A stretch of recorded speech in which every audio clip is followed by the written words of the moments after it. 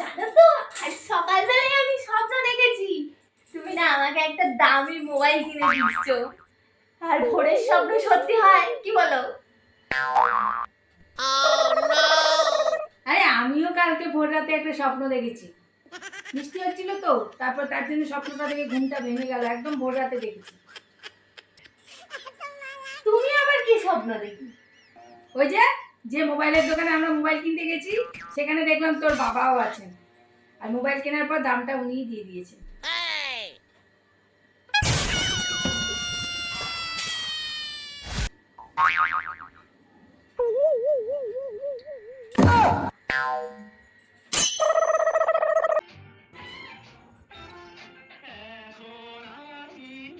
কি হয়েছে তোর?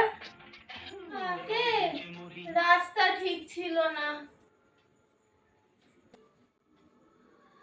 আরে রাস্তা ঠিক থাকে না কারোর জীবনে। জীবনের রাস্তা এরকম চড়াই উতরাই হয়। আরে জীবনের রাস্তার কথা বলিনি, আমি কর্পোরেশনের রাস্তার কথা বলেছি। রাস্তার গর্তে পড়ে গেছি।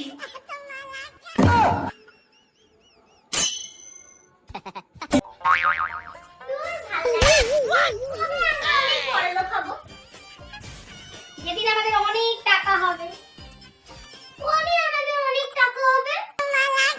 যেদিন আমাদের কিস্তি শেষ হবে,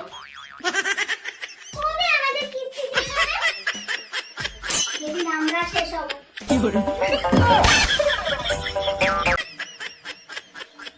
বলো, বন্ধু ছাড়া, আত্মীয় স্বজন ছাড়া, মোবাইল ছাড়া,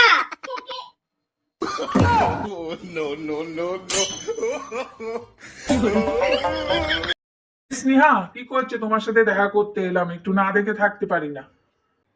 আমি বলেছি না তুমি আমার সাথে কথা বলবে না, ব্রেকআপ। আবার কেন এসেছো আমাদের বাড়ি? আরে কেন, আবার কি হলো তোমার?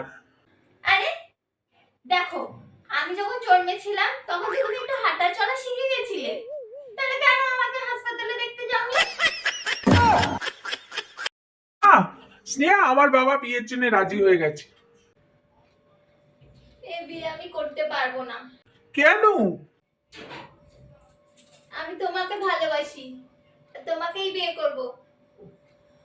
আর তোমার বাবাকে বলো আমাকে ভুলে যেতে।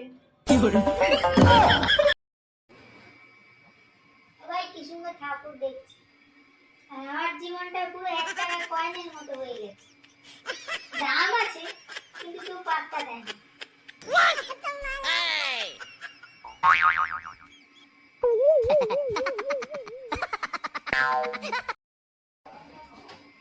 দুপুরে বৃষ্টি হচ্ছিল না? হ্যাঁ, হয়ে গেছে এখন। হ্যাঁ, ঠাকুর দেখতে কি যাও, শুধু বৃষ্টি আর বৃষ্টি। এটা শরৎকাল না বর্ষাকাল বুঝতেই পারি না। হ্যাঁ, ঠাকুর দেখতে কি যাবে? আর কিছু কিছু লোক আছে, রোদ উঠেছিল ঝকঝকে, এসে বলবে এই রোদ রোদ না, এর পিছনে বৃষ্টির ইন্ধন আছে, আসবে বৃষ্টি। আরে আপনারা জানেন, এই যে নতুন জামা কাপড় কিনেছি, খাওয়া দাওয়া করবো বলে বসে আছি রাস্তায়, এটা ওটা, তার কি হবে? তাহলে কি এখন কি পুজোকে আমরা শীতকাল নিয়ে যাবো? শরৎকাল বাদ দিয়ে শীতকালে নিয়ে যাই পুজোকে? বৃষ্টি তখনও মনে হয় ছাড়বে না, বৃষ্টি আবার শীতকালে না। এই যে শুনছো, ভাতের সাথে আমাকে একটু আচার দাও। দাঁড়াও দিচ্ছি। নাও। স্বামী যখন খেতে বসে আচার চায় বউয়ের কাছে ভাতের সাথে, তখন বুঝতে হবে খাবারের দম নেই। কিন্তু এই শুনে স্ত্রী খুশি হয়ে যায়।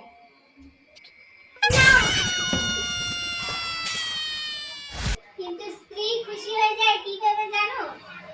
যে খাবারের যে দম নেই, এটা বলার দম স্ত্রীকে স্বামী দিয়ে। এভাবে স্ত্রী খুশি।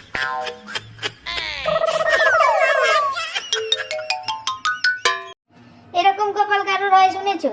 আমি তো গরিবই, আমার যত বন্ধু বান্ধব আছে তারাও গরিব। কেন?